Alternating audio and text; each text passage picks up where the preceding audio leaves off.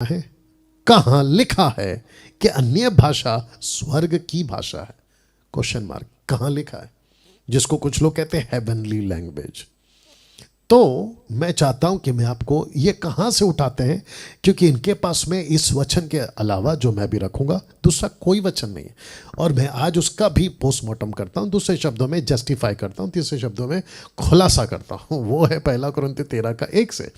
ये इस वचन का सहारा लेते क्या कहते? देखो, यदि मैं मनुष्यों स्वर्गदूतों की बोलियां बोलूं, तो स्वर्गदूतों की बोलियां और प्रेम ना रखूं तो मैं ठनठनाता हुआ पीतल झंझनाती हुई झांझू। ऐसा इस वचन का सहारा लेते। लेकिन लेखक की लिखाई को समझो।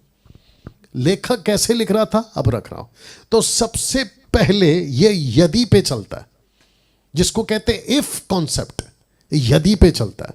तो पौलुस ने नहीं कहा कि ऐसा होता है, उसने कहा कि मैं कहता हूं यदि, जिसको कहते हैं ना बड़ा चढ़ा के बोलना। तो कैसे बोल रहा है? और देखो सारांश कौन है? प्रेम। टॉपिक क्या है? प्रेम। कहता है यदि मैं मनुष्य और स्वर्गदूतों की बोलियां बोलूं और प्रेम ना रखूं तो मैं ठनठनाता हुआ पीतल झंझनाती हुई झांझू। कहता है यदि मैं भविष्यवाणी कर सकूं, सब भेदों सब प्रकार के ज्ञान को समझूं, और यहां तक कि पूरा विश्वास हो कि मैं पहाड़ों को हटा दूं, परंतु प्रेम ना रखूं तो मैं कुछ भी नहीं। तीसरा, यदि मैं अपनी संपूर्ण संपत्ति कंगालों को खिला दूं या अपनी देह जलने के लिए दे दूं और प्रेम ना रखूं तो मैं कुछ भी नहीं, या मुझे क्या लाभ? तो इसको कहते हैं कि पौलुस है ना, एक बात को रखने के लिए, किसको? प्रेम को, वो कुछ चीजों का सहारा ले रहा है। मैं आपको एक चीज बताता हूं। मुझे प्लीज बाइबल में पौलुस की टोटल 14 लेटर्स है, 14 लेटर्स है। मुझे प्लीज बताइए कि पौलुस कहां पहाड़ पे चढ़ा? नंबर 1, कौन से पहाड़ को हटाया? नंबर 2, अपनी शरीर को कब उसने जलाने के लिए डाल दिया? नंबर 4, उसने कब अपनी संपत्ति कंगालों को बांट दी? या ये तो ऐसा हुआ ना कि जैसे दाऊद ने भजन संहिता 139 का 7 और 9, ठीक है ना, वो क्या कहता है? मैं तेरे आत्मा से भागकर किधर जाऊं या तेरे सामने से किधर भागूं? वचन 8, यदि मैं आकाश पे चढ़ूं। आकाश पे कोई चढ़ सकता है? एक कहावत है ये, किसी बात को वो दाऊद कहता है कि मैं नहीं भाग सकता, तो कहता है यदि मैं आकाश में चढ़ जाऊं तो तू वहां है, यदि मैं अपना बिछौना अधलोक में यानी नरक में बिछाऊं तो भी तू वहां है, यदि मैं भोर के किरणों पर चढ़कर, मतलब तारों को या किरणों को पंख बना लूं और समंदर के उस पार जाकर बैठ जाऊं तो भी तू वहां है। तो मैं सबसे पूछना चाहता हूं, दाऊद कब गया था नरक में?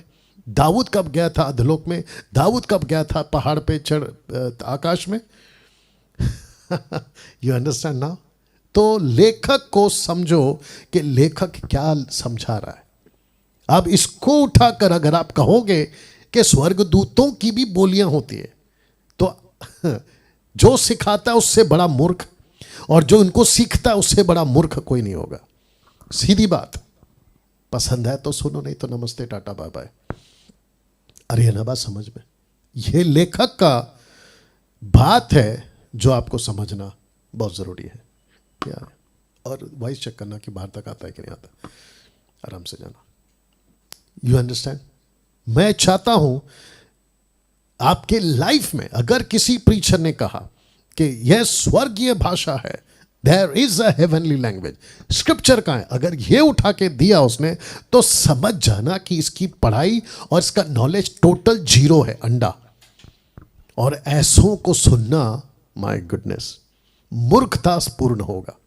ऐसों की क्लास में, जूम मीटिंग में, या फिर ऐसे लोगों का कॉन्फ्रेंस अटेंड करना मूर्खता है। My goodness. मैं फिर रख रहा हूं इसको, मैं इसको भी रख रहा हूं। मुझे प्लीज बताइए, बाइबल को ऐसे ही पढ़ते हैं ना, कि और कैसे पढ़ते हैं फिर?